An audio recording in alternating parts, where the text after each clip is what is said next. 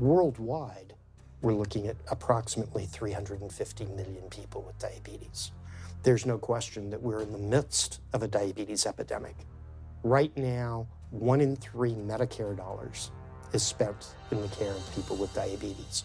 1 in 10 total healthcare dollars is spent on people with diabetes.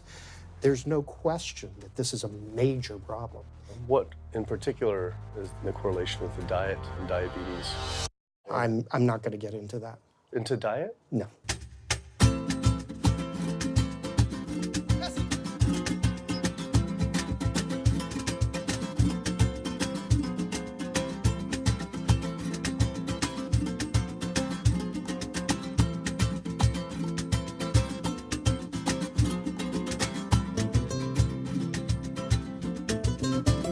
My name's Kip. I'm a filmmaker from San Francisco and I have a confession to make. I'm a recovering hypochondriac.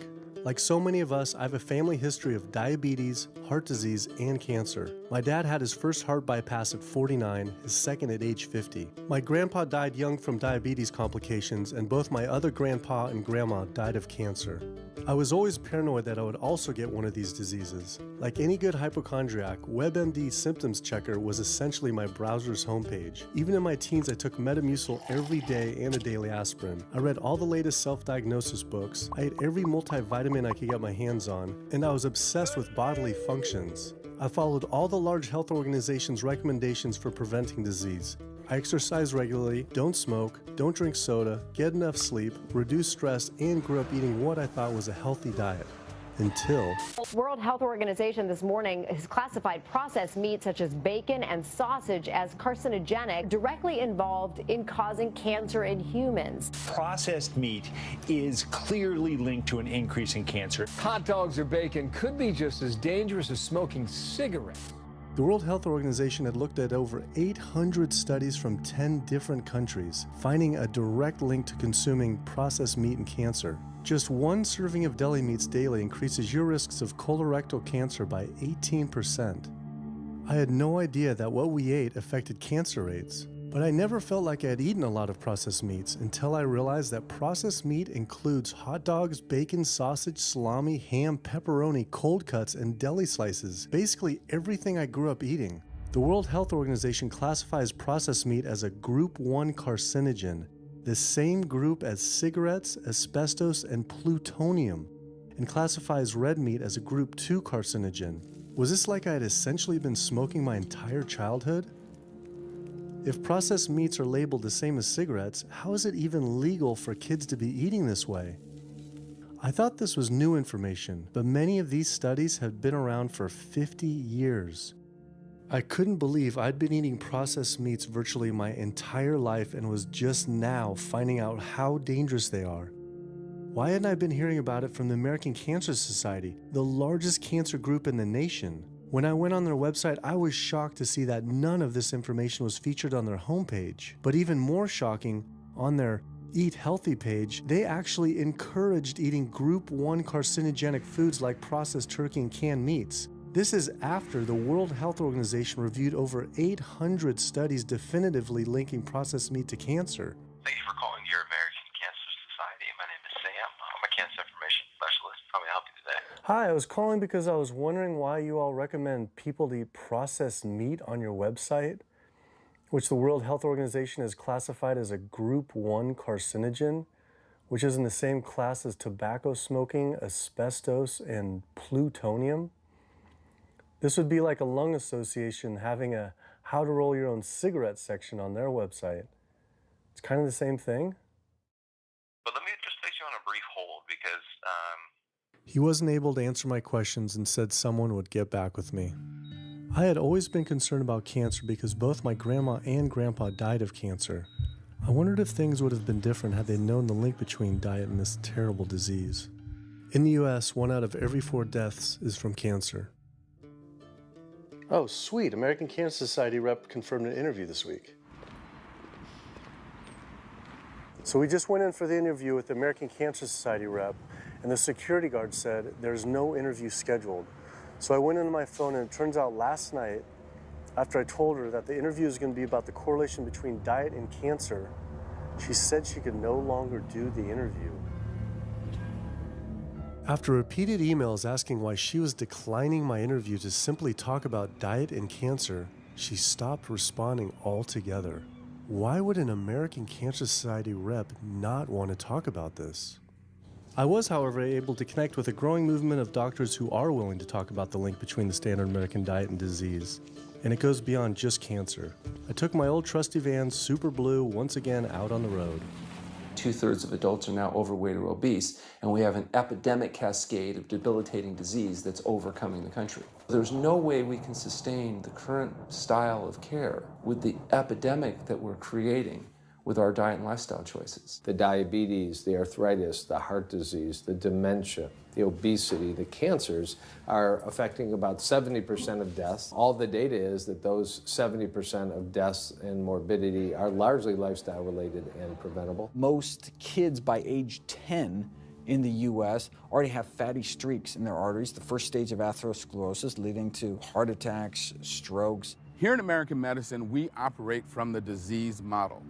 We are in the business of treating sick people. We are not in the business of trying to prevent people from becoming sick. When you look at chronic disease risk, all the things that we walk around worrying about, actually dietary choices trump smoking when it comes to those risks. If I could deliver one message to the researchers who are looking for the cause of diabetes and the cause of clogged arteries and the cause of high blood pressure and the cause of obesity, I would tell them the answer's in 3 words. It's the food. It's what Americans are eating. Today, with 2/3 of Americans being overweight, clearly there's a food issue. In the next 25 years, 1 out of every 3 Americans will have diabetes. My name's Michael Abdallah. I'm from Atlanta, Georgia, and unfortunately I was diagnosed about 10 years ago with diabetes, and 8 years ago I had 2 stents put in. I don't know where to go, I don't know what to do, you're just like out of options and you don't know what to do. You're taking medicine, you listen to this doctor, and the cardiologist says take this, and the endocrinologist says take that, then your general practitioner doctor says you don't know what's going on here. And it's a real challenging thing, and it's something that you don't want to get it. You just don't want to get it. Government and media almost exclusively blame lack of exercise and sugary foods as a cause of diabetes. But I wanted to talk with an actual expert on the role of diet and diabetes. I went to speak with premier physician, diabetes expert, and researcher, Dr. Neil Barnard. What role does sugar play in causing diabetes? It drives me crazy. Diabetes is not and never was caused by eating a high carbohydrate diet, and it's not caused by eating sugar. The cause of diabetes is a diet that builds up the amount of fat into the blood. I'm talking about a typical meat-based, animal-based diet. You can look into the muscle cells of the human body and you find that they're building up tiny particles of fat that's causing insulin resistance. What that means is the sugar that is naturally from the foods that you're eating can't get into the cells where it belongs. It builds up in the blood, and that's diabetes. I had never heard that meat was associated with causing diabetes. We had always been told that sugar or obesity caused it. Renowned weight loss bariatric surgeon Dr. Garth Davis, though, agreed. Everyone thinks that you get diabetic because of carbs. They did a huge study in that EPIC study, 500,000 people. Carbs consumption was inversely related with diabetes. In other words, the more carbs someone ate, the less diabetes they had. But meat was strongly correlated. Get that aha moment. The starches, the carbs are good for you. They're not bad for you. This idea that carbs make you fat is utterly ridiculous. Carbs cannot make you fat in and of themselves. We have storage in our muscles and in our liver for carbs called glycogen. So when we eat carbs, we either store it or we burn it. Now, eat fat, that goes straight to your fat. Your body can't turn those carbs into fat unless you're really overdoing the calories. Obesity, it's a death sentence. You're at much higher risk of getting cancer. You're almost certainly going to get diabetes. I mean, no one wants to fat shame, and we all want everybody to be comfortable with our bodies, but this movement to be comfortable with our bodies has made us comfortable with being sick, and that's a huge problem. I go into the hospital and I look around me, people on dialysis, all these sick people, and just about every disease in there is because of what people are eating. Here's the thing. If I eat a sugary cookie, The sugar lures you in like the Trojan horse, but waiting inside that cookie is a huge load of butter or shortening, and that's what fattens you up, and that's the part that leads to the diabetes. It's the fatty foods, not really so much the sugar. It's not that sugar is good for you. There's no nutrients in it. It's excess calories. But when you eat sugar, you don't get inflammation right away. When you eat sugar, you're not getting plaques forming in your vessels. When you're eating sugar, your body's going to store most of it as glycogen or burn it as calories. And so this focus on sugar has taken all the focus off meat, dairy, eggs, pork, turkey, chicken. People need to understand, if their child gets diabetes, you've just taken 19 years off their lifespan. We're talking life and death. I realized there was so much more about diet and disease that I hadn't ever learned. It felt as if this information had been practically withheld. Processed meat causes cancer. Sugar doesn't cause diabetes. I had doubt about the claims these doctors were making, so I did some searching on my own. Harvard researchers looked at 9 prospective studies finding that just one serving of processed meat per day increased risk of developing diabetes by 51%. The link between eating meat and developing diabetes became undeniable. But when I went on the leading diabetes organization's website, the American Diabetes Association, not only did they not have this information front and center, they were featuring recipes for red and processed meat. And on their recipes for healthy living, they had bacon-wrapped shrimp? What the hell? All right, send an email to American Diabetes Association, see if they'll get back to us. As destructive as diabetes is, it pales in comparison to heart disease. Over 17 million people die every year from cardiovascular disease. It is the leading cause of death around the world. Nearly 1 out of every 3 people will die from this disease. The amount of people who die from cardiovascular disease is the equivalent of 4 jumbo jets crashing every single hour, every single day, every single year. My name is Amy Resnick, and I'm from Swampscott, Massachusetts, a little bit north of Boston. And I recently went to my doctor for asthma because I had a very hard time breathing. And while there, she did some blood work, and one of the tests was C-reactive protein. And on a scale from there was a scale of 1 to 3, 1 being low for cardiac event, 3 being high for cardiac event, and my number was 10.82. What does that mean? That means I am on the road for a heart attack, and she said probably within the next 30 days. 30 days? 30 days, if I'm going the way I was going. I take this for my heart arrhythmia, take this for pain, oxycodone for pain, and lorazepam for stress, cyclobenzaprine for a muscle relaxer, also take Topamax and Prozac, and I also use a CPAP machine to help me breathe. And my asthma has been so bad this past year, I use it during the day as well to get some air. I am tired when I wake up. I'm tired during the day. I take a nap. I'm still tired. I can't breathe. And I know I need to make a change for my health, or else I'm not going to be here for my family. When we speak of heart disease, I would say the role of alcohol is pretty small. The role of sugar is very small too. Smoking is big, but the good news is that most people have quit or never did smoke. The problem with animal-based diet, its contribution to heart disease is huge and it is pervasive. All this expensive imaging, procedures, bypasses, medication, none of which has one solitary single thing to do with the causation of the illness. So you die of a completely benign foodborne illness that never had its causation treated.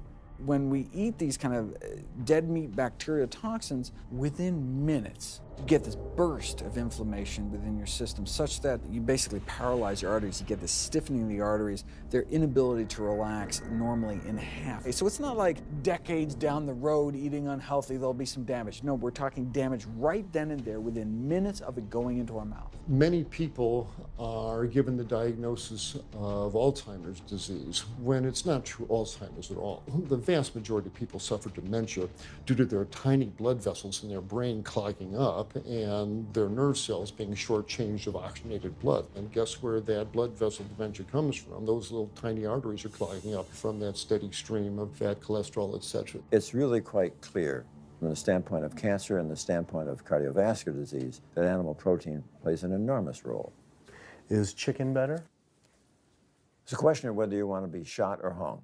The flesh food that I would eliminate from the American diet would be poultry, would be turkey and chicken. A brilliant advertising campaign has convinced people that, oh, it's white meat, it's healthier. The leading source of sodium in the American diet for adult is chicken. It can be labeled all natural chicken, but be injected with this salt water, having up to 800 milligrams of sodium. Heterocyclic amines are clear-cut carcinogens, and they can form in any kind of meat as it's heated, as it's cooked.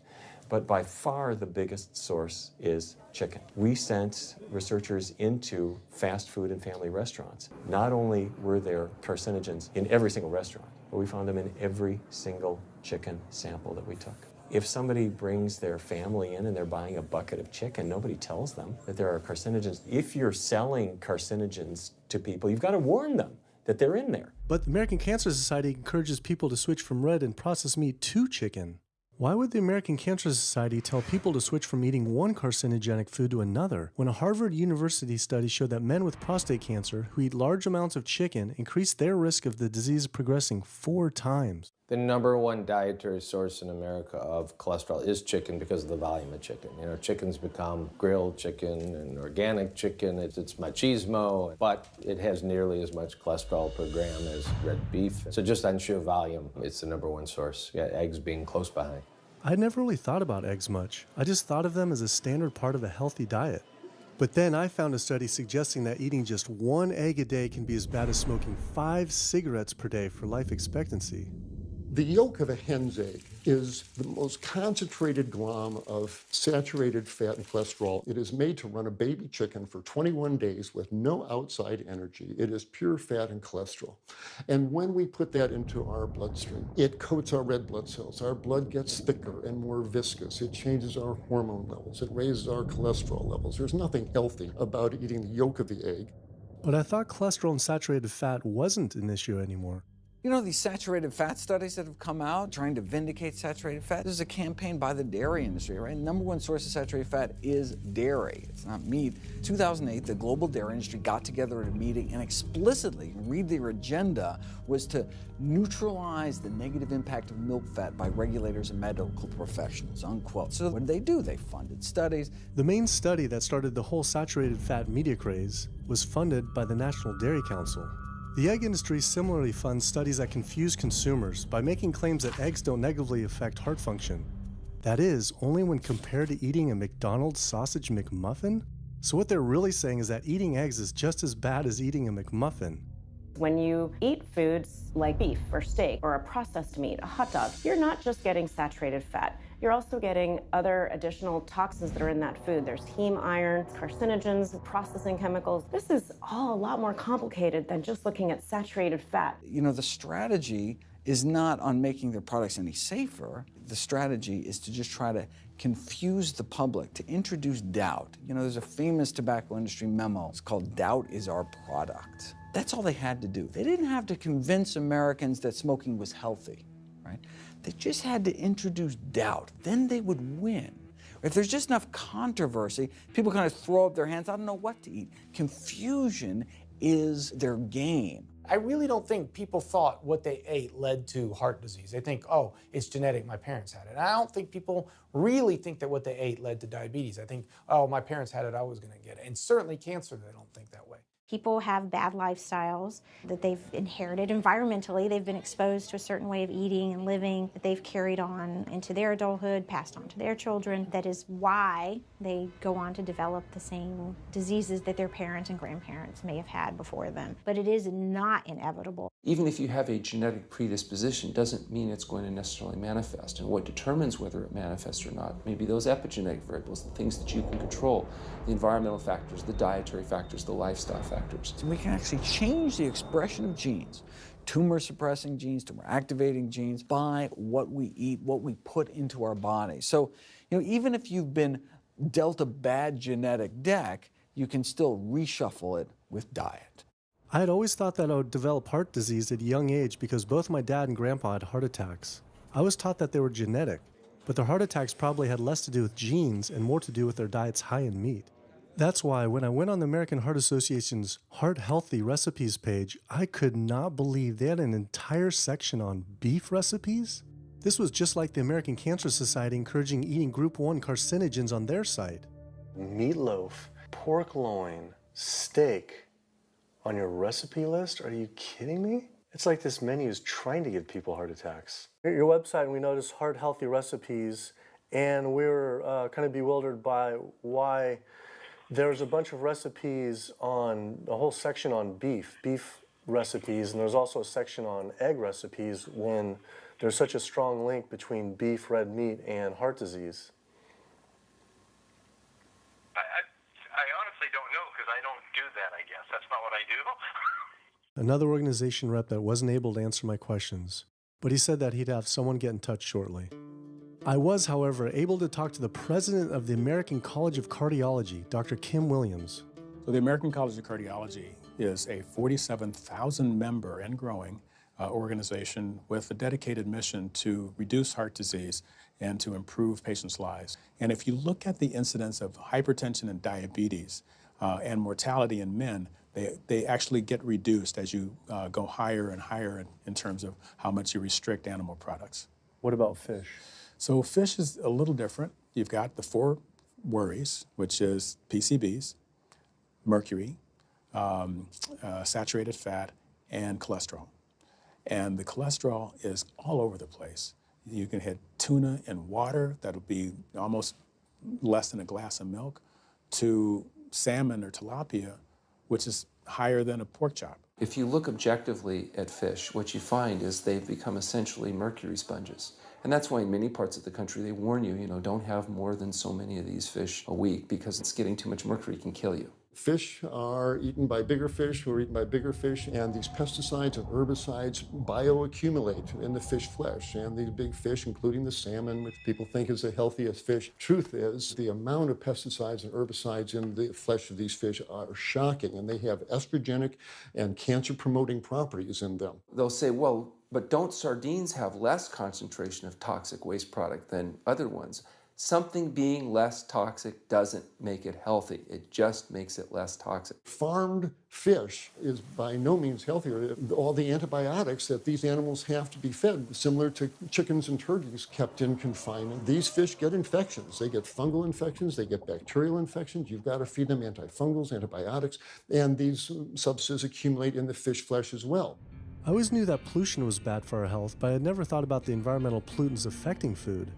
Dioxins, being the most toxic man-made chemicals known to science, cause all sorts of things. They cause endometriosis, they cause cancers, they cause endocrine disruption problems. Most of your exposure, 93% of it, comes from eating meat and dairy products because it climbs up in the food chain so effectively. So you can get exposed to living near these incinerators and breathing it, but it'll take you 14 years to breathe in as much dioxin as a cow will ingest by eating the grass in one day. And that dioxin will accumulate in its fat, which includes the milk and the meat, and anyone eating meat or dairy products is going to get that dose of dioxin, so it climbs up the food chain every step. Men have no way in their bodies to get rid of dioxins, but women have 2 ways. They're both involving having a baby. One is that dioxin crosses the placenta into the growing infant, and the other is that it comes out from the breast milk. So if you have a meat and dairy consuming mother breastfeeding that infant, then the highest impacts of toxic exposure like mercury and dioxins will go to that infant. Pregnant women are told, oh, certain types of fish should be avoided. But what about all these other animal products which are introducing, imagine as the fetus is developing, introducing these very harmful toxins which create reproductive abnormalities, developmental problems, and hormonal issues right as the child is developing, the most critical stage of development. It does make you worry when people say, don't you want to have a little bit of milk because you're pregnant? Don't you want to have some fish because you're pregnant? Who do you think is going to get the chemicals that are in that? All these environmental toxins and toxins from the feed that they're being fed accumulate in their tissues and are released into the mother and unfortunately to the child when you eat these products when you're pregnant. So this includes antibiotics, hormones, steroids in animal feed. Commercial animals are largely fed GMO corn and soy, which are very laden in pesticides. PCBs have been banned since the 70s, but they persist in the environment. Dioxins, all of these compounds can create hormonal, reproductive, developmental damage as well. Eating organic beef, poultry, pork, or fish will not help you avoid contaminants like mercury, like dioxins, like strontium-90, because they fall out over all sorts of farm fields and water bodies, and they don't skip over the organic fields. And so really the contaminants are coming in regardless of how these animals are raised. I had always been concerned about the possible health impacts of GMOs, but then found out that most of the world's GMO crops are actually consumed by livestock, with dairy cows consuming the most per animal. This fact, with everything I'd learned about bioaccumulation, made dairy terrifying, especially considering how much cheese I ate in my life. Cheese is an amazing product when you think about it. It's probably one of the single best foods at compromising health that you're going to actually feed to people. Think about it. You've got an animal product, so you've got all the issues of biological concentration. You have a highly processed food product, and not only does it have naturally a lot of saturated fat, but you put a lot of salt into it. There's a strong link between dairy foods and autoimmune diseases, and so that can show itself up as excessive production of mucus and exacerbation of asthma in kids who are prone to that, and even adults. And also there's an association between dairy foods and multiple sclerosis and type 1 diabetes, which is an autoimmune disease, and other rheumatologic problems. Cow's milk is baby calf growth fluid. That's what the stuff is. There's absolutely no child or human on earth who actually needs the milk of a cow any more than they need the milk of a giraffe or a mouse. Most people in the world are lactose intolerant. I mean, that's the normal state of affairs. Why would your body create this enzyme to digest lactose after weaning, after infancy? It doesn't make any sense. 73% of African Americans are lactose intolerant, 95% of Asians, roughly 70% of Native Americans, and about 53% of Hispanic Americans are lactose intolerant. Our government is encouraging Americans of color to eat foods that it knows is going to make them ill. Ultimately, what that boils down to is the government is telling me as an African American to eat food that's going to make me ill for no health benefit so that it will benefit dairy farmers. That's a form of institutionalized racism. Yeah, milk is a risky food for human consumption. As a pediatrician, I see on a daily basis children suffering from conditions that are linked or associated to dairy consumption, such as eczema, acne, constipation, acid reflux, iron deficiency, anemia. Cow's milk protein is the most allergenic food. People say, well, no, I want hormone-free, not injected with bovine growth hormone. But milk is this hormonal fluid, so it's just packed with sex hormones and natural sex steroid hormones like estrogen, progesterone. In fact, doesn't matter if it's conventional milk, doesn't matter if it's organic milk. Milk without hormones, that's an oxymoron. Organic dairy has just as much saturated fat and cholesterol and galactose and all the things that you don't want as conventional dairy. Dairy products in general have a lot of other products associated with it, not the least of which is pus. I mean, they actually have laws limiting how much pus you can actually have in a milk and still sell it. I believe it's like 750,000 pus cells per cc. Because, I mean, you wouldn't want too much pus and it'd be like pure pus. People might object. In fact, you could think of cheese as kind of coagulated cow pus, if you would. But I was always told that we need milk for strong bones. I'm Jane Chapman, and not too long ago, finally got some x-rays of the hips and back. Severe bilateral osteoarthritis of the hips. And actually, I'm scheduled for 2 hip replacements. That's bone on bone. It's the grinding of the joints. My stability is scary. I hold on to the walls if I'm at home. I've been told to use a walker. I'm only 61. This is not how you're supposed to live when you're this old. I have a really hard time believing that that's all that's left. Researchers have studied bone development in kids and whether they get stress fractures and that kind of thing. And the kids who drink the most milk have zero protection. Milk does not build strong bones. Harvard researchers have looked at a large group of older women. Over an 18-year period, the milk drinkers had zero protection from fractures. So this old notion that somehow milk is going to build strong bones or protect your bones later in life, it's a myth. People that drink milk have higher rates of hip fractures, have more cancer, and live shorter lives. It turns out that countries with the highest dairy consumption also have the highest rates of osteoporosis, so clearly drinking more milk doesn't protect your bones. Doing more research, I found that dairy was linked to many different types of cancer as well. Just like many of us, I thought that the majority of cancer was due to genes, but only 5 to 10% of cancer is actually genetic. Any cancer is caused by a DNA mutation, but that's not enough. So that can cause that first cancer cell, but one cancer cell never killed anyone. 2 cancer cells never killed anyone. But 1 billion cancer cells, now we're running into problems. So we need to reduce the growth factors in our body, like IGF-1. Insulin-like growth factor 1 is this cancer-promoting growth hormone involved in every stage of cancer cell growth and spread and metastases. Any animal protein boosts the level of IGF-1. Dairy products increases your risk for various forms of cancer, especially those related to your hormones. So breast cancer, prostate cancer, ovarian cancer. So this is not a product, even in its most pure state, you want to be consuming because it does come with risk. I found out that dairy can increase a man's chance of getting prostate cancer by 34%. And for women who've had breast cancer, just 1 serving of whole dairy a day can increase their chance of dying from the disease 49%, and dying from anything 64%. Why weren't breast cancer sites like Susan G. Komen warning everyone about this? For calling Susan G. Komen, this is Jocelyn. How may I help you? So we're wondering why you don't have a huge warning about the dangers of consuming dairy on your website when there's a direct link to breast cancer. There was a study published in the Journal of the National Cancer Institute that found out women consuming dairy who has had breast cancer increases their risk of dying of breast cancer 49%. I was wondering why it's not on your website. We cannot answer these types of questions. Once again, another health organization rep saying someone else would have to answer my question. Rather than risk being stood up again, I went straight to the local Susan G. Komen chapter to see if they would answer my questions.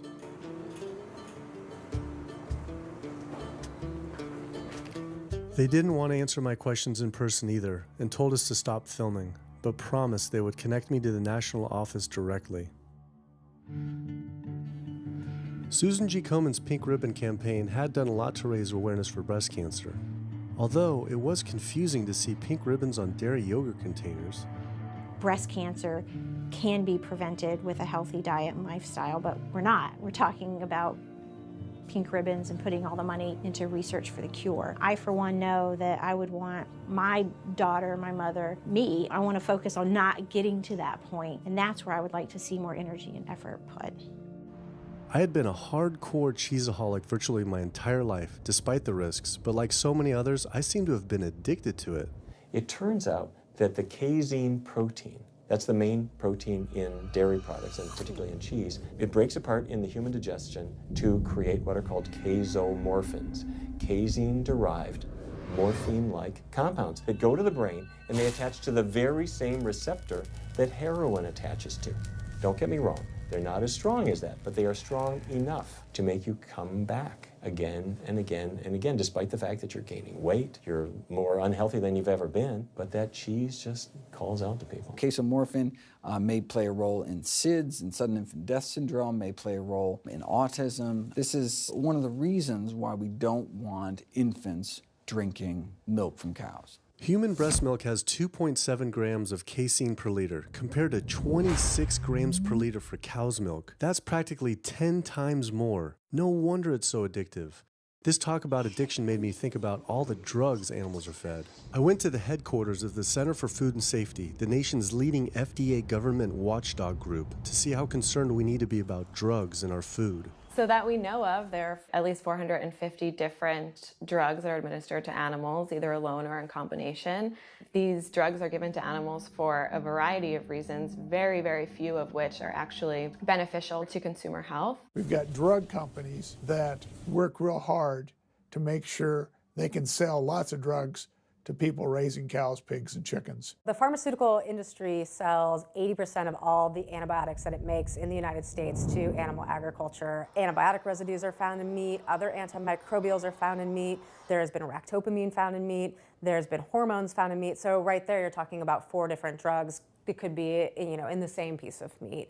The pharmaceutical company is supposed to show the safety of animal drugs. They're not really testing to see what the impacts of these drugs are on humans. They're really looking to see what the impacts of these drugs are on animals. When we try to get information on some of the health studies and the environmental studies, from federal agencies, we get back page after page of blacked out information because the company claimed confidential business information. Consumers have no idea what is in the products that they consume. So how sick something makes me and how bad it pollutes the environment is a secret for a company.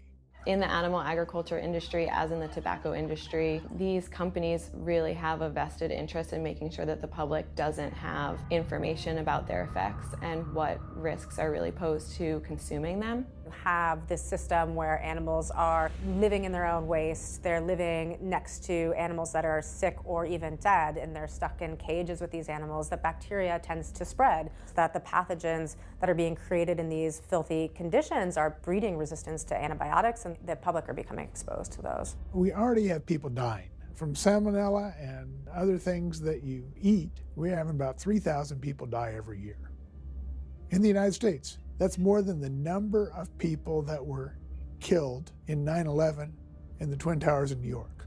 If we had some terrorist organization killing 3,000 people a year, we would be all over it. The antibiotic-resistant bacteria deaths that we have, on top of that, you get 20,000 people dying a year.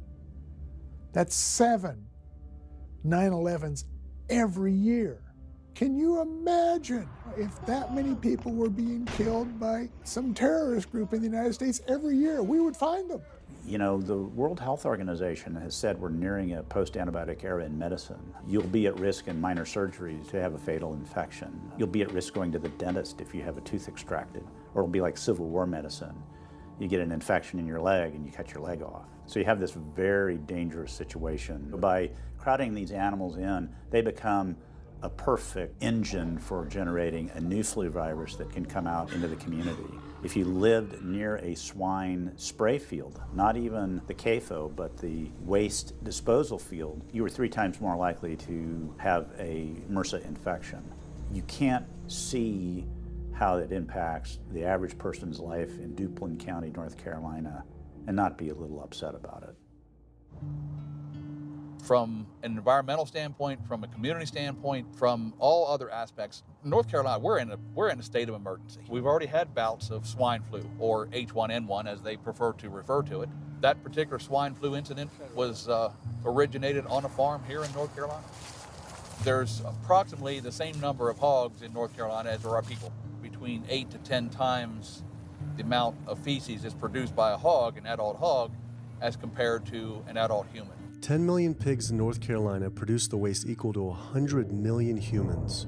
This is the equivalent of the entire U.S. eastern seaboard flushing their toilets into North Carolina, but there's no waste treatment. The pigs' waste falls through slats in the floors of the sheds they are forced to live in. It is then pumped into giant waste pits, which leach into rivers and streams, and is pumped out unfiltered onto fields, further polluting the environment and neighboring health. When you go back and you look at where these hog facilities are located, there's a disproportionate number of them that are located near communities of color, low-income communities. It is definitely a human rights issue. My sister, she have asthma, and you know, her brother, he have asthma. He's 3, and we don't know what she might have. I have asthma, I have sinus, I have sarcoidosis, that's the bacteria, and I have a pacemaker, which is 6 sinus syndrome. But you know, mostly everybody in this neighborhood got asthma or either cancer. My neighbor there died from cancer probably just last year. My nephew down the street, he's got cancer. He's in terminal cancer, stage 4. He's not a smoker, not a drinker. And it's not in his lungs. It's in his lymph nodes. But see, if you live here and saw the way they do, you wouldn't eat no pork. Well, I don't eat bacon because I know where it comes from. When they die, they go into a box and they decompose because they swell from especially from heat. A truck come and pick them up, take them to the processing plant in Rose Hill, ground them up into feed, and feed it back to the hogs. If I come out this door, if he's spraying there, it's gonna come in my face. It hit you right in the face. It smells like something that you have never smelled before. It smells worse than a dead body. It's the family graveyard. I have my grandmother out there, my sisters, my brothers. When we go to the funeral, he used to spray. During the funeral? During the funeral, yes. During the funeral. Yeah, he spray. And when the people come, everybody be closing their nose up, saying how it stink. They can want to have a cookout on Sunday, he'll spray. Do you think he does it on purpose? I think so, because he just sprays Sunday. He always sprays Sunday. And in most of these area, hog houses and turkey house is in the black area or the Hispanic area. It's either or. Do you think it's also a civil rights issue? Yes, yes, I do. Yes, I do.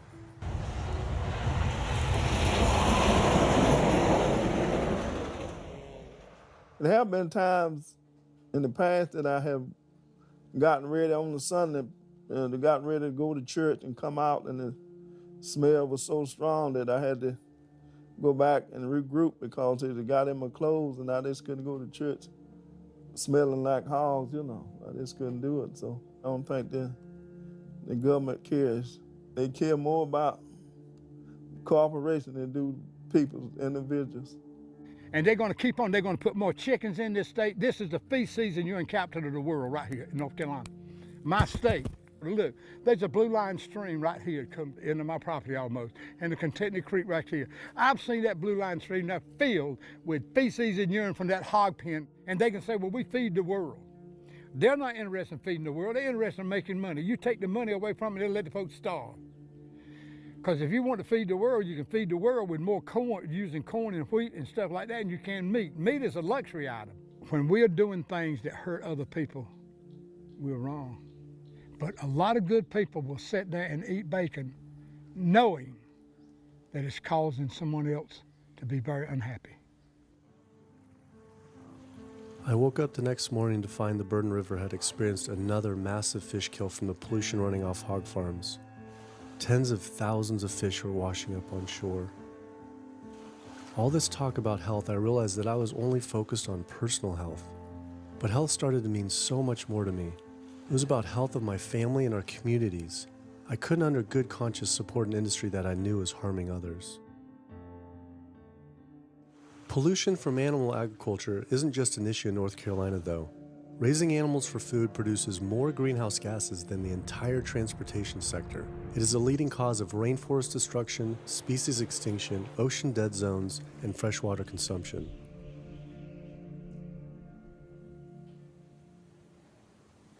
American Diabetes Association actually finally got back, and they agreed to an interview. Preparing for their American Diabetes Association interview, I took a look at their diabetes diet and meal plan recommendations, and they were loaded with foods associated with causing diabetes. How could they expect people not to get diabetes if this was the food they were recommending?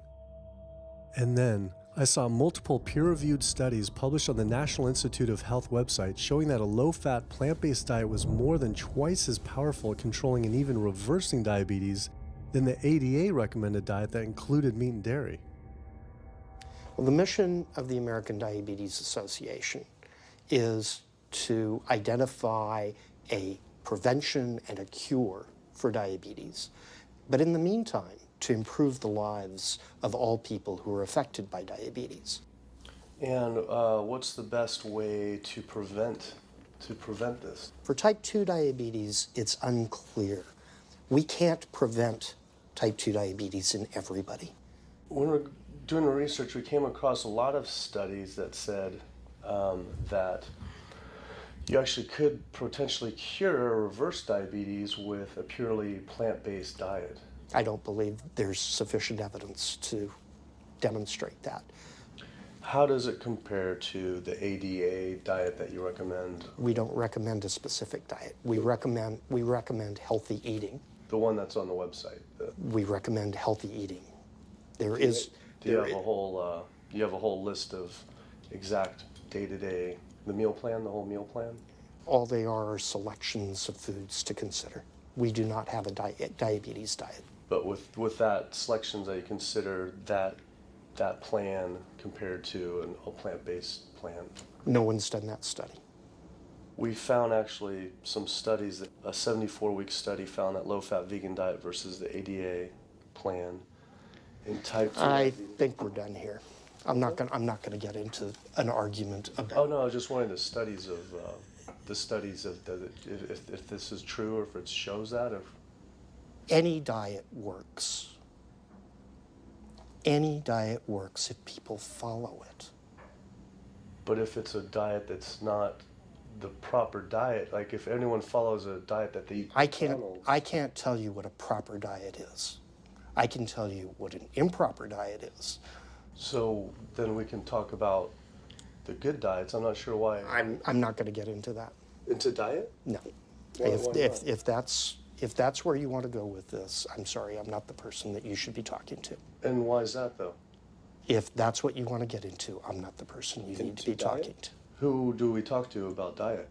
You can talk to anybody you want. But that's interesting, though. Why not recommend a diet? Because the data don't exist to support it. But if we see data that we looked up that supports it with, like, you know, the NIH, in Europe, the European Association of Studies.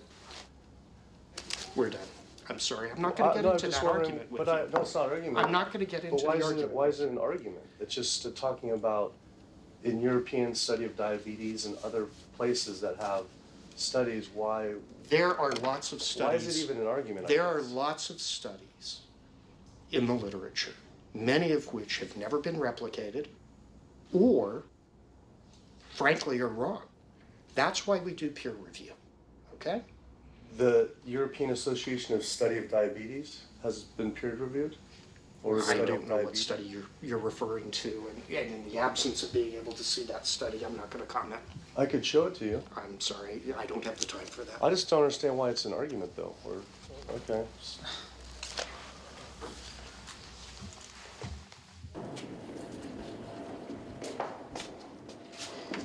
That was interesting. What he wanted to talk about was people living longer with diabetes. But once you mention eliminating diabetes or prevention, oh, whoa, now you cross the line. Prevention and cure, whoa, let's not go there. Not only did Dr. Ratner, the chief medical officer of the American Diabetes Association, not want to talk about diet, but the fact that he had such an emotional reaction to my question made it feel I was digging into something that he didn't want uncovered. I had always thought there was no prevention for type 1 diabetes, but then I did research and came across countless studies referencing the link between exposure to dairy at a young age and type 1 diabetes. I mean, this is a food made for baby cows. Cow milk protein gets into the bloodstream, and the body says, hey, this isn't supposed to be in the bloodstream. It makes antibodies to the cow milk protein, which then attack the pancreas and destroy the pancreas. How is this possible that ADA wouldn't have this forefront on their website? Why wouldn't they be warning all parents about this, even if there were only a slight chance? Why were they recommending people to actually eat these foods linked to diabetes? It seemed all of the large health organizations were encouraging people to eat the very foods linked to the diseases they're supposed to be fighting against. American Heart Association promoting beef, American Cancer Society promoting processed meat, pink ribbons on dairy products, and bacon-wrapped shrimp on American Diabetes Association. And then it all came together. What if?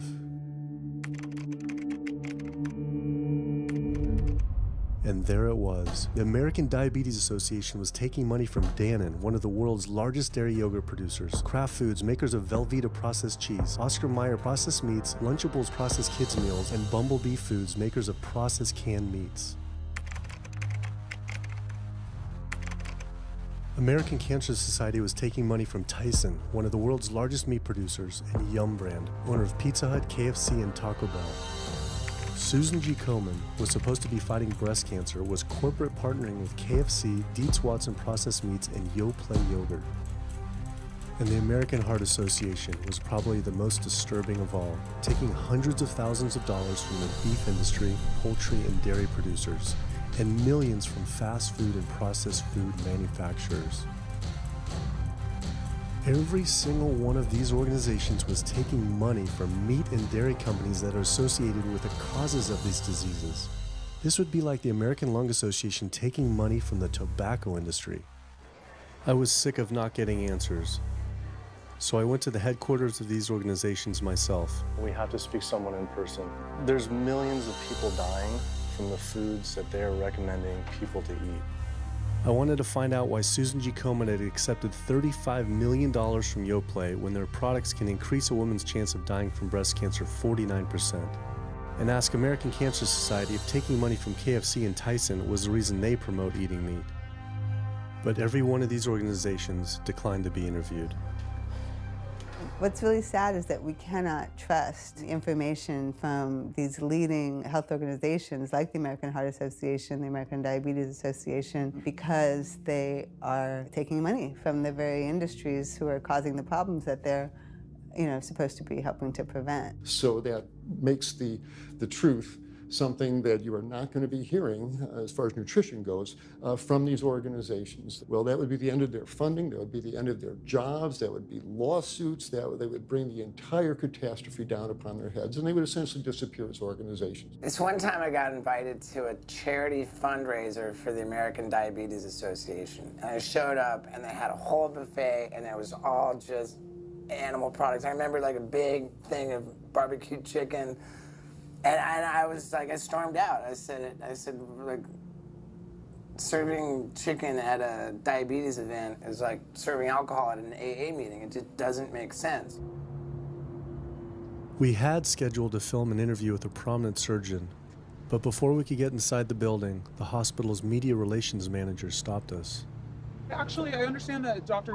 said that you could film here today, but unfortunately that's not going to be able to happen. I know that he advocates for patients changing their diets, but the hospital makes money off these surgeries, and the reality is he does too. So we can't do anything that's going to negatively impact the hospital, so unfortunately you're not going to be able to film here today. I was sickened by how open she was about the hospital being more interested in profits than people's health. But it wasn't just this hospital or these organizations. Even the U.S. government is involved too.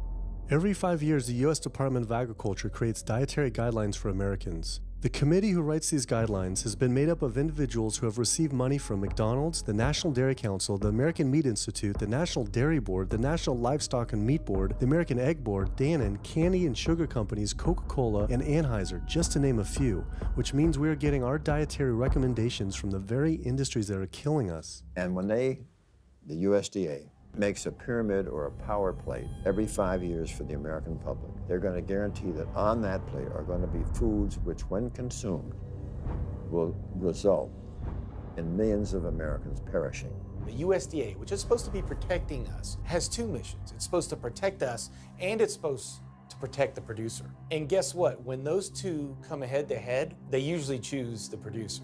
In internal documents uncovered by Dr. Greger, the USDA admitted that eggs cannot legally be called nutritious, low-fat, part of a balanced diet, low-calorie, healthful, healthy, can't say it's good for you, or even safe. Yet they still promote these products to the American people through federal checkoff programs. If you ask somebody if they've heard the checkoff program, the odds are they haven't, although daily they are seeing the messaging that these programs produce. So checkoff programs are responsible for the messages that we see on TV, on the internet, on bus billboards and magazines that say things like, milk, it does a body good, or milk life, beef, it's what's for dinner, pork, be inspired, the incredible edible egg. The dairy checkoff program gave $12 million to Domino's to just market cheese-heavy products. And this is the USDA, this is the government. If you've seen those ads for the Pizza Hut pizza, the stuffed crust, or a pound of cheese, those are all government advertising schemes for the industry. How can we put more cheese on beef? How can we put more milk in a coffee? Things like that to just drive consumption of these just unbelievably unhealthful products. So McDonald's, for instance, has 6 people staffed full-time, according to records we've found, whose salaries are paid for by this government program, but funded by the producers who are regulated by it. And these 6 people sit there at McDonald's headquarters and just come up with ideas. Triple cheese decker McCheese muffin stuffed bacon cheese slider? With extra cheese? Nice. Yes. You don't think of it on a day-to-day basis that these are government programs. The Wendy's bacon double cheeseburger, government program. The steak fajita at Dunkin' Donuts, government program. You would just never think that this just pure garbage from a food standpoint is coming from a federally funded program. That's one of the things that makes checkoffs so incredibly creepy, is that it is our government telling us, eat more beef, drink more milk, eat more cheese, eat more pork. One of the very effective ways that the dairy industry promotes its products is to reach children. because kids are impressionable, they're going to be consumers for their entire lives, and you might as well get them while they're young. So dairy spends at least $50 million promoting its products in public schools throughout the country with posters with people with milk mustaches and messages like "Milk, it does a body good" or "Milk life." Targeting young people, right? The tobacco industry had to keep replacing their customers who are dying with new customers. The meat industry knows they have to target young people. That's why we have these foods in schools and marketing messages at a younger and younger age for kids to get hooked on all the wrong kinds of foods. So there's all kinds of parallels. School districts where processed meats are all over the place. Maybe it's going to be bacon on the menu, sausage, hot dogs, or pepperoni pizza. Any of those things are processed meats, and those are pretty much the worst of the worst with a direct link to colon cancer. And yet you have every day in the schools meal items with processed meats. If the Surgeon General puts warning labels on tobacco because of their cancer risk, why aren't the same warning labels on meat? Based on the publicly available data, we know they spend at least $557 million promoting their goods through checkoff programs. We know that they spend at least $138 million lobbying Congress. We expect that they spend a good deal more than that in figures that simply aren't publicly disclosed. The industry's lobbying power is so strong that they can create laws and push through legislation that doesn't benefit Americans in any way, such as ag-gag laws that criminalize whistleblowing or photographing abuses by this industry. Activists in the U.S. can be charged as terrorists for disrupting the profits of any business that uses animals under the Animal Enterprise Terrorism Act, to the even more ridiculous ones like cheeseburger laws. A cheeseburger law is a law that says a plaintiff cannot recover against a manufacturer, distributor, or retailer on the theory that the food made the plaintiff obese or caused an obesity-related disease. Cheeseburger laws are a direct response to a problem that the tobacco industry has had. Big Tobacco has paid $400 billion to state Medicaid programs. Cheeseburger laws proponents say, we don't want to see the same kind of thing happen to the meat and dairy industries. The fact that these laws are based on a model template called the Common Sense Consumption Act is actually ironic, because what they're saying is you, the consumer, should have the common sense to know that our food is bad for you. I've often typified the meat industry to people who maybe don't understand its power and reach, as it's got all the money of big tobacco and big pharma, and it has the personality of the National Rifle Association. So any little thing that comes up, man, they beat it to death. Robert Martin wasn't exaggerating. When the profits of the egg industry were threatened by egg alternative company Hampton Creek Foods, extremely disturbing emails were uncovered by Ryan Shapiro and Jeffrey Light. We uncovered documents demonstrating the American Egg Board considers Hampton Creek, quote, a crisis and major threat to the future of the American egg industry. The American Egg Board considers a successful egg replacer company to be such a threat that they joke on their government email addresses about murdering the CEO. In internal government emails with the heads of the egg industry, they suggest having the CEO of Hampton Creek, Josh Tetrick, murdered, including a menacing email from the executive director of the American Egg Board.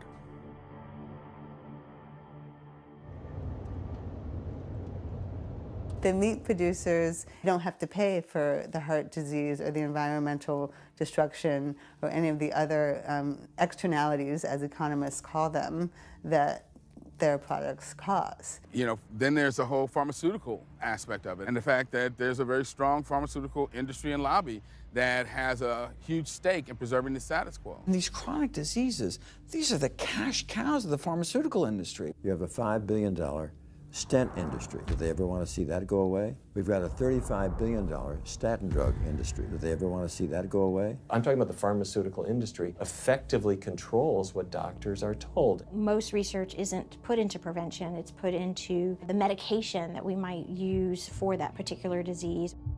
I'm on 2 different high blood pressure medicines, 6 asthma type medicines, even after 4 years of shots. And then another medicine to help take care of side effects from some of those medicines. I'm on high-level antidepressants, a couple of different pain meds for my back and hips. I'm taking about 16 drugs, not counting the insulin in the morning. I take insulin in the morning, insulin at night, 32 to 34 units of insulin. Lantus to be exact. Some of these meds are for diabetes. This is for peeing. I have to use this for my prostate, and then I have to use this for the heart, and I have to use this for blood pressure. And it's just on and on and on and on. The doctors are telling me this is what I've got to do for my whole life, and it's frustrating, and it's very stressful, and I don't know how long my liver's going to last taking all this stuff. Under conventional medical treatment, whether it be for autoimmune disease or even conditions like high blood pressure or diabetes, you're told that you have to take drugs, and not just for a week or a month or a year. You're told you have to take drugs forever. You're guaranteed that if you follow your doctor's advice, you'll be sick forever. You'll never get well. That's the guarantee. Because the strategies are all about manipulating the symptoms, not dealing with the underlying cause. You come in with that diagnosis, you get a bunch of pills that have nothing to do with the disease causation, or you get these procedures that have nothing to do with disease causation. It's a deception to say this pill will help you unclog your arteries, this one will save you from a stroke. No, it doesn't. The people who take the statins, etc., they still get their heart attacks, they still get their strokes. This does not reverse disease. This does not make plaques smaller. This is a fraud of massive proportion.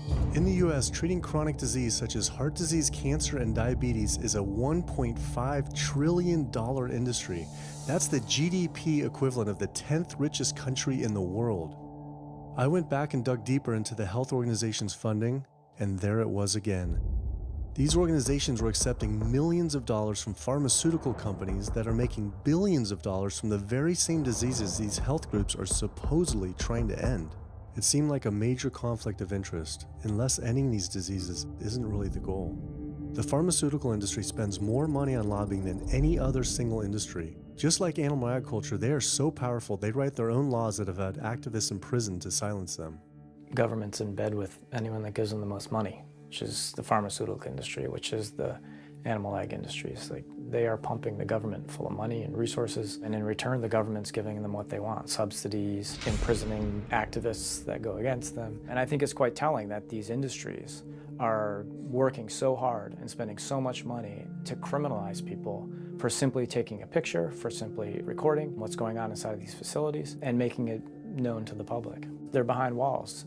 They're underground. They're in these secret facilities that no one knows about. But if they did, they would be shocked and outraged. And I think people would not want to think that their pharmaceuticals, that their food are coming from these places. And that's why I think it's the ag laws are what they are, is because they are trying to silence people into not speaking out and not showing the truth. I finally realized how deep the collusion truly is between government and these industries, and how dangerous it could be to expose them. These concerns intensified after meeting the USDA whistleblower who revealed mad cow disease in the U.S. meat supply. USDA operates like the military. So when I got on TV and that, right away USDA sent out memos to all the veterinarians and food inspectors. If anybody from the media ever contacts you, do not talk to them. Refer them to Washington, D.C., and we will talk to them. So right away, shut up everybody. American public should be very concerned about this, what's going on with USDA. Here in the United States, we have at least 4 cases of mad cow disease, but I'm almost positive there's more cases than that, but the government isn't looking for it. So what you're saying is that there could be already mad cow disease in humans. Right, and I think a lot of it was misdiagnosed. With the Alzheimer's or dementia, it takes several years, you see the progression, but to make it easier, these doctors just sign off on it as dementia or Alzheimer's without actually taking a biopsy of the brain to see if it's that, or is it actually a prion disease like Creutzfeldt-Jakob disease or mad cow disease. Do you think it's safe to eat meat? I personally don't think it's safe to eat it because of the fact how the line speeds are increasing, and also our inspectors are not well trained enough. At the present time, the line speed now is going about 220 cows an hour. That gives you about somewhere around 4 cows per minute, so that's 15 seconds per cow. These dangerous slaughter speeds means that animal waste ends up everywhere. Testing shows 88% of pork chops are contaminated with fecal bacteria, 90% of ground beef, and 95% of chicken breast sample contain animal waste bacteria. There is nothing clean about eating this way. But it just isn't waste, it's also pus-filled infections. You can see there's a bump or some kind of abscess underneath the hide. Most of the time when the hide's pulled off, Either that will open up the abscess and the pus will come out, or if it's deep-seated, when the inspectors are doing their work or the company employees, they might stick their knife into an abscess and it explodes all over the place. I had heard enough. I was utterly disgusted by the corruption, the greed, the disease, and the abuse I was learning about. The very animals we were killing us and the planet. But so many people eat meat and dairy every day of their lives, and we are so concerned about getting enough protein. Do we have to eat meat to get complete protein? Oh my God, oh my God. You want me to jump off this building, don't you? Well, first of all protein is made by plants. I'll state that again for the record. All protein is initially made by plants, all of it. And it is not necessary to eat animal tissue in order to get protein. Only plants have the ability to actually take nitrogen from the air, break those molecules apart, and incorporate that nitrogen into amino acids and then make protein. Any protein you get from an animal is simply recycled plant protein. If you ate a diet that was calorically adequate, and even things like brown rice and broccoli, and you got enough of it, you'd get enough both quantity and quality of protein. 2,000 calories of brown rice and broccoli is going to be about 80 grams of protein a day, including the essential amino acids that you need in order to maintain optimum health. I mean, grains are loaded with protein. Beans are loaded with protein. Vegetables are loaded with protein. You really want to get your protein from plants because plant proteins have a much more beneficial effect on our physiology. The funny thing about protein is most Americans get about twice the amount they need. Most Americans get less than half the amount of fiber they need. But the conversation tends to always be about protein. So in my mind, it's just this magical marketing campaign that protein has taken on over the decades. The question is not where do you get your protein, it's where do you get your fiber? I have never in my professional career seen a protein deficiency. I've never seen someone come in eating normal amounts of calories and they're protein deficient. You just don't see that. So human milk has the lowest protein content ever in any species ever tested. I mean, that's the fluid that's been designed by evolution over millions of years. And that's just like the perfect food for human babies, right? Perfect food, lowest protein content any other mammal. And so it gives a sense of kind of the protein requirements for anything. So look, then rat milk, ape milk, donkey milk, any milk has ever been tested. And you hear this a lot in bodybuilders. They're like, well, I need, chicken, or I need fish to be, to be strong, to build muscle tissue. That is utter nonsense. The largest, strongest terrestrial animals on the planet are all herbivores. The biggest, strongest animals are all herbivores. When we bring in people and they're on meaty diets and we transition them to a plant-based diet, we always track what they're eating. Their vitamin intake goes up. Their nutrition overall goes up, dramatically better. And these same people might worry in advance, will I get the nutrition that I need on a plant-based diet? The fact is, you're not getting the nutrition you need on a meat-based diet, and you're going to get dramatically better nutrition on a plant-based diet. For an average-sized guy like myself, I need about 56 grams of protein a day. That's optimum. Probably I really need 30 to 40 grams a day. Diets that are really high in these protein create diabetes, create heart disease, create cancer, create the diseases that I'm treating on a daily basis. But this is the opposite of what all the high-protein diet fads say. The food you eat determines the bacteria that live in your gut. While you eat animal flesh every day, you are summoning up bacteria that eat carnitine. And those bacteria will turn that carnitine into a molecule called trimethylamine. Your liver then turns that into trimethylamine oxide. That's a molecule from hell. That molecule drives cholesterol into the artery walls. And the people who are consuming this flesh-based diet are contributing to plaque building up. They may lose weight on this diet, and that's good. But what's happening inside your arteries, paleo friends? What's happening is that plaque is building up, and these are the folks who drop dead at the gym at 39. Boy, he was lean and he looked really good. But where is that cholesterol going? It's going into your artery walls. So I believe these paleo folks are setting themselves up for an epidemic of clogged arteries, colon cancers, autoimmune diseases. This is not a healthy diet. We are not carnivorous apes. Humans' closest living relatives are chimps, who get 97% of their calories from plants and the remaining 3% mostly from insects. Comparing the anatomy of true omnivores like bears, who eat both meat and plants, to frugivores like primates, who eat almost exclusively plants, the differences are pretty clear. Frugivore teeth have flat molars for chewing plants, where omnivore teeth are serrated for stabbing and tearing flesh. Frugivore jaws can move forward and back and side to side. Omnivore jaws cannot. Omnivores have much stronger stomach acid for digesting meat compared to less acidic stomach acid of frugivores. The intestines of frugivores is 9 times their body length compared to 3 times for omnivores. This is because meat will putrefy in the gut unless it is moved through quickly. If humans were indeed true omnivores, we would need to change our physiology and appearance quite a lot. But we fit every requirement of a frugivore. We may behave like omnivores, but anatomically, we're frugivores. Human beings, unlike bears and raccoons, and to some extent dogs, don't have that mixed anatomy and physiology that you see in the true omnivores, and thus we are not true omnivores. In humans, the canines have become really small and rounded and actually function like accessory incisors. They're utterly useless for ripping and tearing anything other than an envelope. So the idea that the mere presence of the canine somehow means that we're supposed to eat meat is silly. He was right. I always thought my canines were for meat, but what kind of animal could I actually kill and eat raw with these tiny teeth? The thought alone was disgusting. I mean, everybody loves a smoothie made with fruit and even some vegetables, but if you think about putting a fish or a piece of beef in a blender and grinding it up, the thought is absolutely repulsive. All these diseases I had learned about were from eating a diet our body wasn't designed for.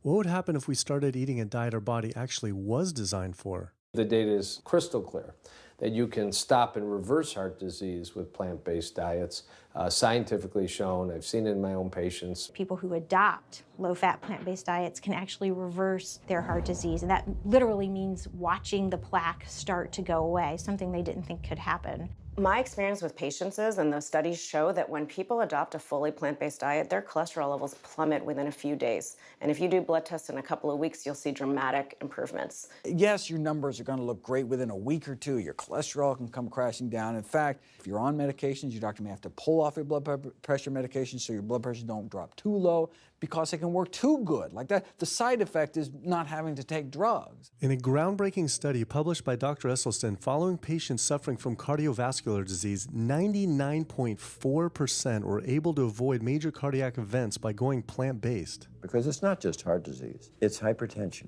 it's diabetes, it's strokes, it's heart attacks, it's several of the autoimmune diseases, lupus, asthma, GERD, osteoporosis. I mean, there's a multitude of diseases, even rheumatoid arthritis. It can be so dramatic when you see these poor souls with just absolutely crippled with rheumatoid arthritis go plant-based, then they come off their medication. I wanted to follow up with Jane Chapman, who had been suffering from severe osteoarthritis, and I could not believe what I saw after only a few weeks of fasting and changing her diet.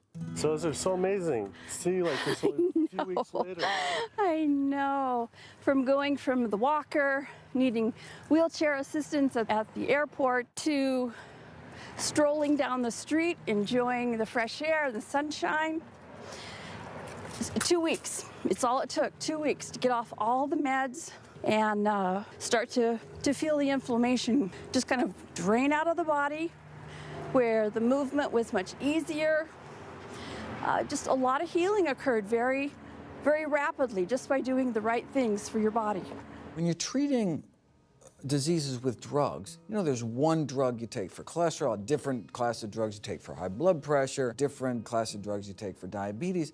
But with diet, a plant-based diet affects all these diseases, one diet to kind of rule them all. The impacts of eating this way go far beyond ourselves. By getting rid of heart disease alone, we would save up to $48 trillion in the USA, 3 times the US GDP. Conditions like high blood pressure, you don't have to take the drugs the rest of your life and be sick forever. What you can do is live in such a way that it gives the body a chance to heal itself. We took 174 consecutive patients with high blood pressure, and 174 people were able to lower their blood pressure enough to eliminate the need for medication. For inflammatory bowel disease like Crohn's, the best remission rates ever achieved through plant-based diet. MS, multiple sclerosis, the best results ever achieved compared to any medical, surgical, any kind of intervention was a plant-based diet. You can see that with every sequential reduction in animal products, people live longer, they have less heart disease, they have less cancer, they have less diabetes. You can actually take human cancer cells, put them in a petri dish, and you can drip the blood of those eating vegan, get about 72% suppression in human prostate cancer cell growth in vitro. They wanted to try this again with women and breast cancer. So they said, let's see what a plant-based diet can do. After just 2 weeks, their bodies cleaned up. You drop their blood on the same carpet of cancer cells. You can clear off the whole plate. This is after just 2 weeks eating healthy, which raises the question, what kind of blood do we want in our bodies? My background is in industrial and systems engineering, and that was my career path for a long time until I got thyroid cancer, and everything changed from there.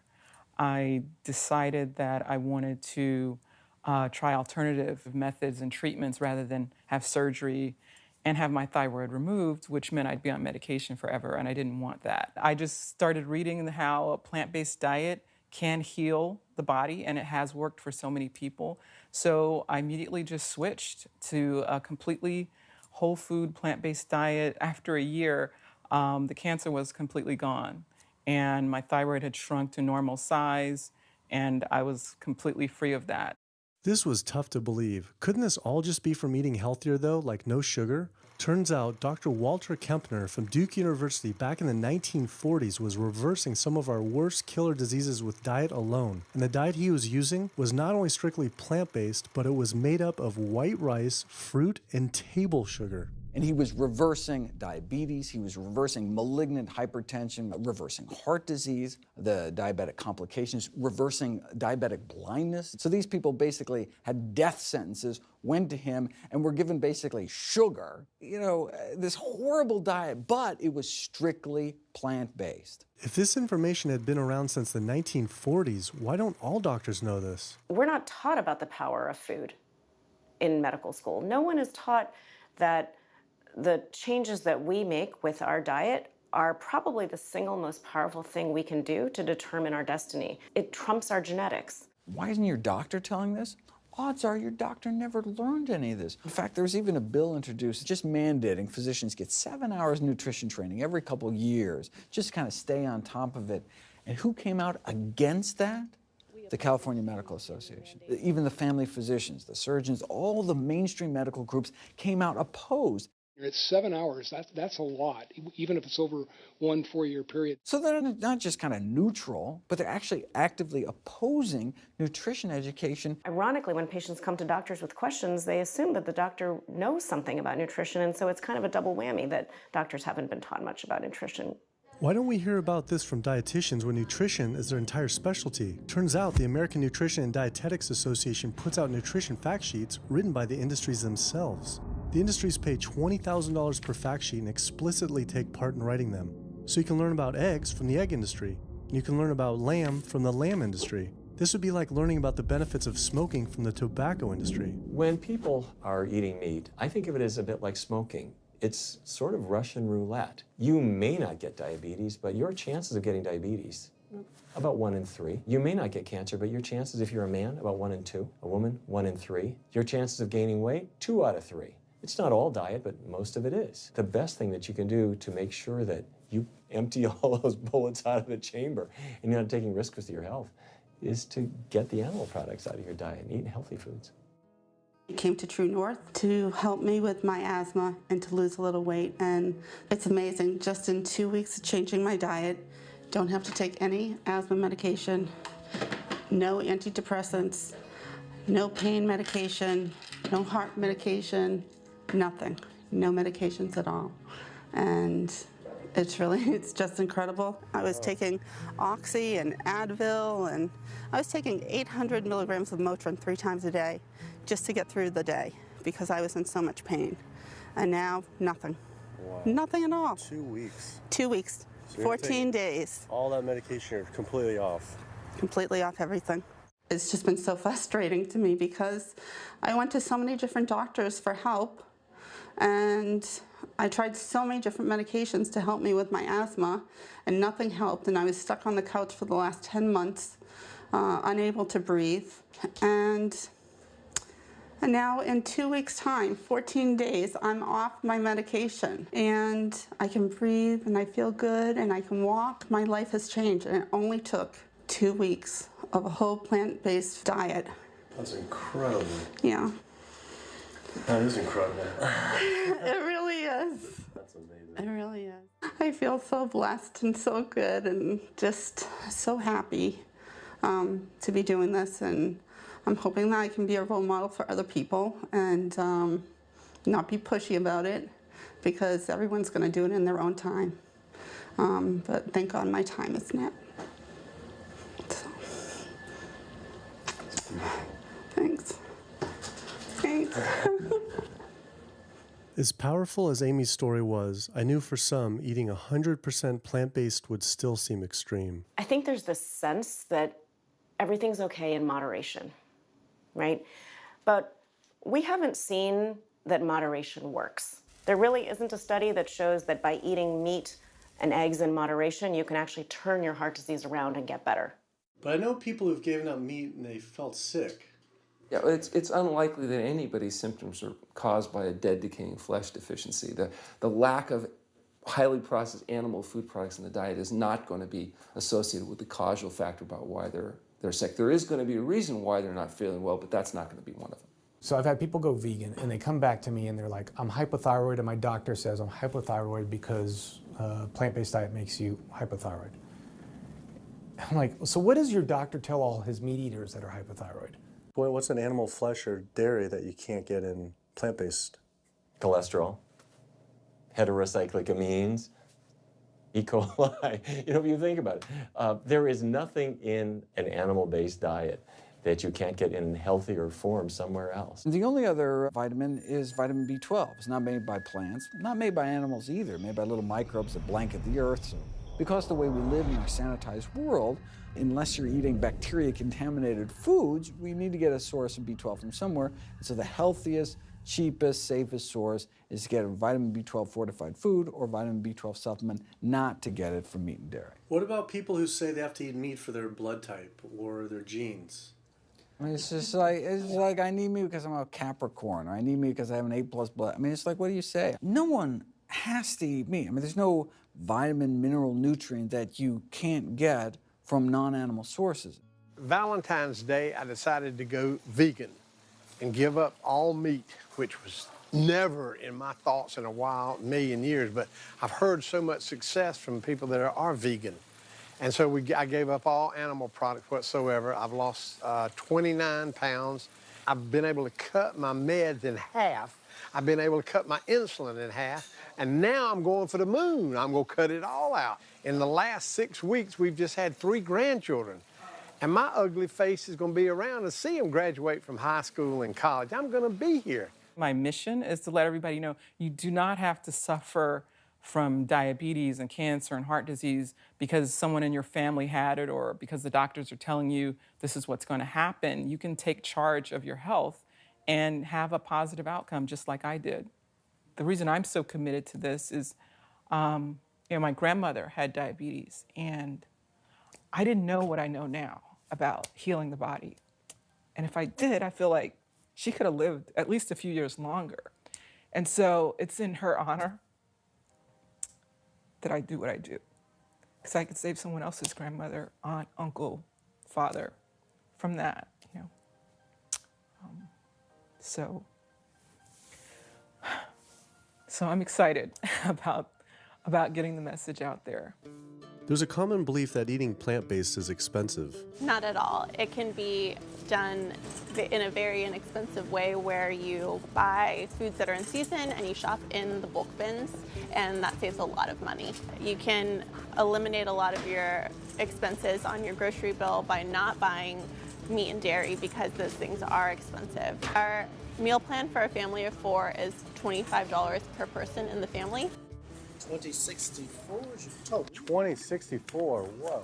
That's for an entire week of food. Really? An exploding movement of elite athletes are utilizing vegan diets to heal injuries, speed recovery times, and enhance their performance.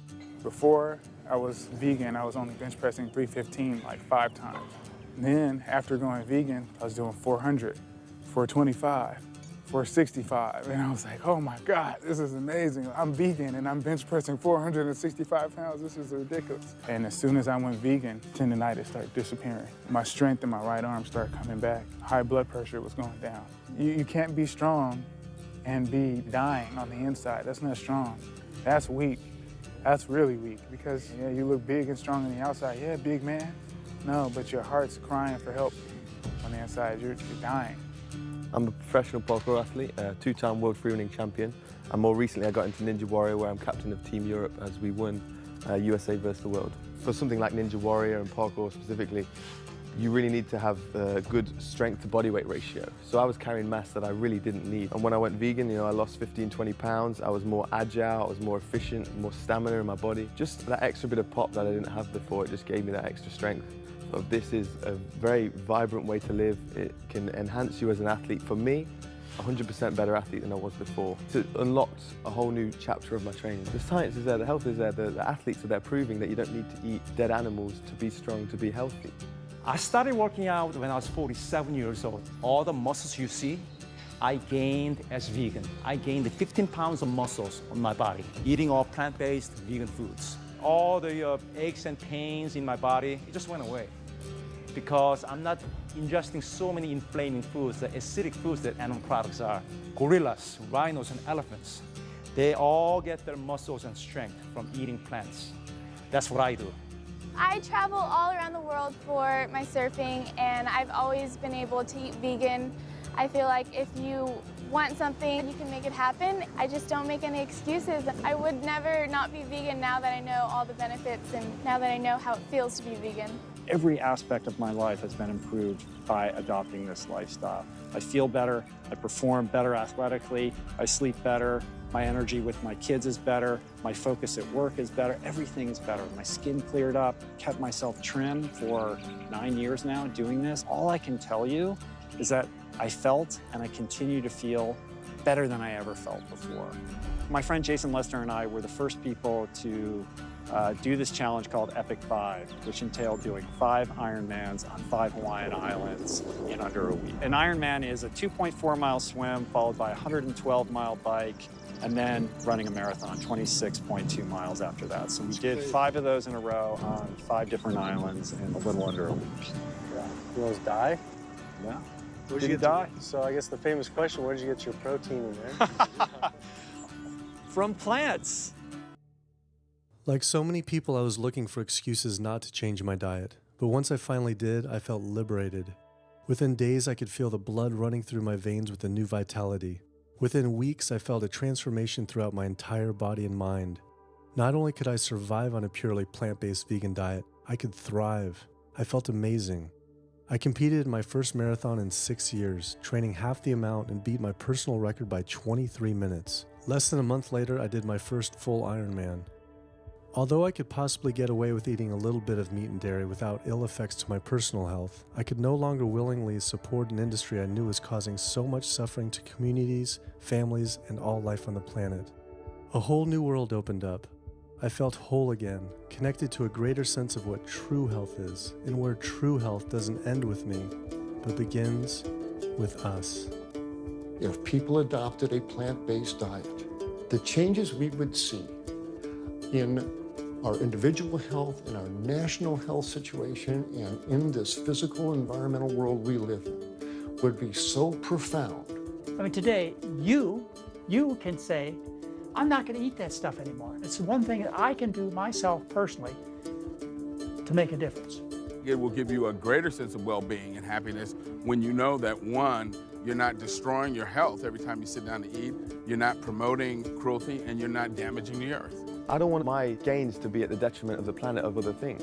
And yet, I'm not weaker, I'm stronger. That's the beauty of it. When you're altruistic, when you make choices for the greater good of others, it comes around, benefits me as well. It benefits us all. Studies show that we can not only survive, but we can thrive. I just feel this is a great way to live, not harming other beings when we can be healthy and happier. I love it. It's a great life. I never thought that I could feel this good at this age, and I just want everybody to feel this way. I feel like a 20-year-old. I'm almost 50. Nothing tastes as good as healthy feels, basically. And so the choices that we make every single day, day in and day out, around our food, has the capacity to bring us true health and optimal wellness, not just individually, but collectively, as a species and for our planet. We're not going to live forever, but while we are alive, we can live well. And for me as a doctor, that's what I want to see. Where there's a will, there is a way. And I believe that.